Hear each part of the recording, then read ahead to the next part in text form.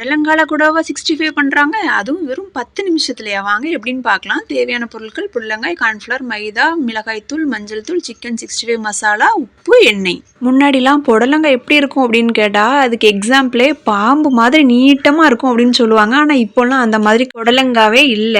எங்களுக்கு கிடைச்சதுல இதான் ஹைட்டான சைஸ். இப்போ இந்த புடலங்காவை நல்லா தொளிச்சீவி கட் பண்ணி எடுத்துக்கலாம். தொளிச்சீவினதுக்கு அப்புறமா மத்தியில இந்த மாதிரி கோடு போட்டீங்கன்னா இதே மாதிரி விதைய தனியா எடுக்கிற மாதிரி இருக்கும். நம்ம ஈஸியா ஸ்பூனை வச்சே க்ளீன் பண்ணிடலாம். அப்புறமா இதில் நம்ம 2 டைப்ஸ் பண்ண போகிறோம். ஒன்று ரிங் மாதிரி நம்ம 65 பண்ண போகிறோம். இன்னொன்று ஃப்ரெஞ்ச் ஃப்ரைஸ் மாதிரி நம்ம பண்ண போகிறோம். ஃப்ரெஞ்ச் ஃப்ரைஸ் மாதிரி பண்ணுறதுக்கு நீட்டமாக கட் பண்ணணும். அதுக்கு ஏற்ற மாதிரி நம்ம புடலங்காவை கட் பண்ணிக்கலாம். லாஸ்ட் 2 சைடு முனி சைடில் உள்ளதை நம்ம ரிங் மாதிரி வச்சு ரிங் 65 பண்ணிக்கலாம். எந்த மாதிரி கட் பண்ணுறோன்னு பாருங்கள்.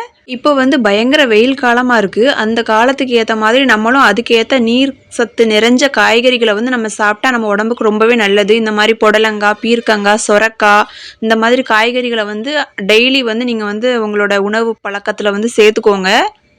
இப்போ ரிங் ஷேப்பில் கட் பண்ணியிருக்கோம் பாருங்கள். இந்த மாதிரி தான் இருக்கும். இனிமேல் ஃப்ரெஞ்ச் ஃப்ரைஸ்க்கு நீட்டமாக கட் பண்ணணும். பாருங்கள் எந்த மாதிரி கட் பண்ணுறாங்கன்னு. புடலங்காயில் எப்படி 65 பண்ண முடியும்? அது தண்ணி காயில் அப்படின்னு சொல்லி கேட்பீங்க. ஆனால் அதுலேயுமே நம்ம அருமையாக எப்படி 65 பண்ணலாம் அப்படின்னு தான் இந்த வீடியோவில் பார்ப்போம். முழுசாக பாருங்கள்.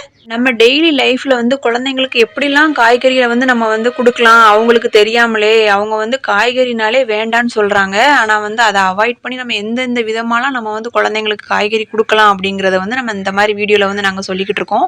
இப்போ நம்ம 65 அப்படின்னோன்னு என்னடா இது புதுசாக இருக்குது அப்படி சொல்லி குழந்தைங்க ரொம்ப விரும்பி சாப்பிடுவாங்க. அதுக்கு தான் நம்ம இந்த மாதிரி ஐட்டம்ஸ்லாம் நம்ம பண்ணிகிட்டு இருக்கோம். அப்புறம் இப்போ மிக்சிங்க்கு நம்ம ஒரு பவுலில் ஃபஸ்ட்டு 2 ஸ்பூன் கார்ன்ஃப்ளவர் மாவு எடுத்திருக்கோம்.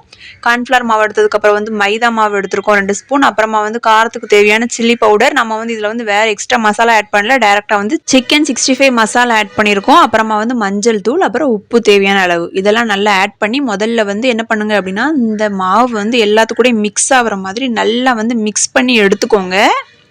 நம்ம சிக்கன் 65க்கு ½ அன் ஹவர் இல்லைனா 1 ஹவர் மேரினேட் பண்ணி வச்சுருப்போம். அந்த மாதிரி மேரினேஷன் இதுக்கு தேவை கிடையாது. மாவை இப்போ நல்லா கட்டிப்படாமல் நல்லா மிக்ஸ் பண்ணி விட்டுக்கலாம். மிக்ஸ் பண்ணதுக்கு அப்புறமா லைட்டாக புளிப்பு சுவைக்காக ஒரு ½ லெமனை நம்ம என்ன பண்ணுறோம்னா இதில் ஆட் பண்ண போகிறோம். இந்த மாதிரி வேறு என்னென்ன வெஜிடபிள்ஸ்லாம் 65 உங்களுக்கு போடணும்னு நினைக்கிறீங்களோ அதை நீங்கள் கமெண்டில் சொல்லுங்கள். கண்டிப்பாக நாங்கள் அதையும் ட்ரை பண்ணி நான் உங்களுக்கு சேனலில் அப்லோட் பண்ணுறோம். இப்போ நல்லா லெமனை என்ன பண்ணுங்கன்னா அந்த மாவு கூட சேர்த்து நல்லா மிக்ஸ் பண்ணிக்கோங்க. மிக்ஸ் பண்ணதுக்கப்புறமா நம்ம தேவையான அளவு தண்ணியை நம்ம ஊற்றி என்ன பண்ண போகிறோம்னா நம்ம மிக்ஸ் பண்ண போகிறோம். தண்ணி ரொம்ப தண்ணி ஆக்கிடாதீங்க. அதேமாதிரி ரொம்ப கட்டியாகவும் வேண்டாம். நல்லா புடலங்காய் கூட மிக்ஸ் ஆகிற அளவுக்கு இருந்தால் போதும். நம்ம இந்த கலவை கூட புடலங்காவை மிக்ஸ் பண்ணிவிட்டு நம்ம வெயிட் பண்ண மாட்டோம். உடனே நம்ம போட்டுடலாம். எதுக்காக அப்படின்னு பார்த்தீங்கன்னா இது தண்ணி காய்ங்கிறதுனால நம்ம இதை எக்ஸ்ட்ரா நம்ம ஊற வச்சோம்னா தண்ணி ஊறிக்கிட்டே இருக்கும். அதனால் நமக்கு மசாலா ஒட்டாமல் போயிடும். இப்போ பாருங்கள் இதான் அந்த மாவோட பதம் எப்படி இருக்குன்னு பாருங்கள். இந்த மாதிரி இருந்தால் போதும். இனிமேல் நம்ம கட் பண்ணி வச்சுருக்கிற புடலங்காவை ஃபுல்லாகவே மொத்தமாக உள்ளே போட்டு நல்லா மசாலா அந்த புடலங்காயில் எல்லா இடத்துலையும் படுற மாதிரி நல்லா மிக்ஸ் பண்ணி வைங்க. இந்த மாதிரி ரெசிபியெல்லாம் பார்க்குறதோட மட்டும் இல்லாமல் கண்டிப்பாக ஒரு நாள் வீட்டில் செஞ்சு பாருங்கள். அப்போ தான் அதோட டேஸ்ட் உங்களுக்கு தெரியும்.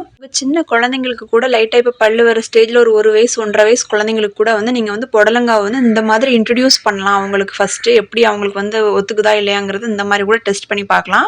இப்போ பாருங்கள் நம்ம அந்த கலக்கி வச்ச மாவு எப்படி அந்த புடலங்காய் கூட மிக்ஸ் ஆகி வந்திருக்குன்னு பாருங்கள். இனிமேல் நம்ம வெயிட் பண்ண வேண்டாம். உடனே நம்ம ஆயிலை ஊற்றி நம்ம ஃப்ரை பண்ண ஆரம்பிச்சிடலாம். ஆயில் நல்லா சூடானதுக்கப்புறம் புடலங்காவை போடுங்க. புடலங்காவை நம்ம உள்ளே போடும்போதே இந்த மாதிரி நுர பொங்கி வர்ற மாதிரி இருக்கும். அதுதான் நல்லா ஹீட்டாக இருக்குன்னு அர்த்தம்.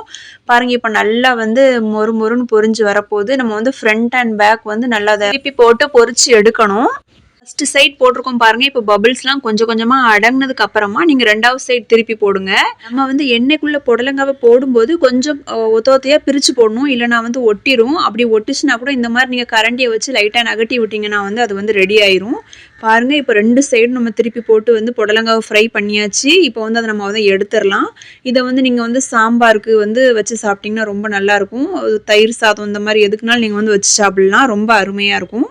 இதில் இன்னொன்று என்ன அப்படின்னு பார்த்தீங்கன்னா இதை பொரிச்ச உடனே சாப்பிட்டா தான் ரொம்ப கிறிஸ்பியாக இருக்கும். இந்த புடலங்காய் 65 கண்டிப்பாக எல்லோரும் வீட்டில் செஞ்சு பாருங்கள். சாப்பிட்டு பார்த்துட்டு டேஸ்ட் எப்படி இருந்துச்சுன்னு கமெண்ட் பண்ணுங்கள்.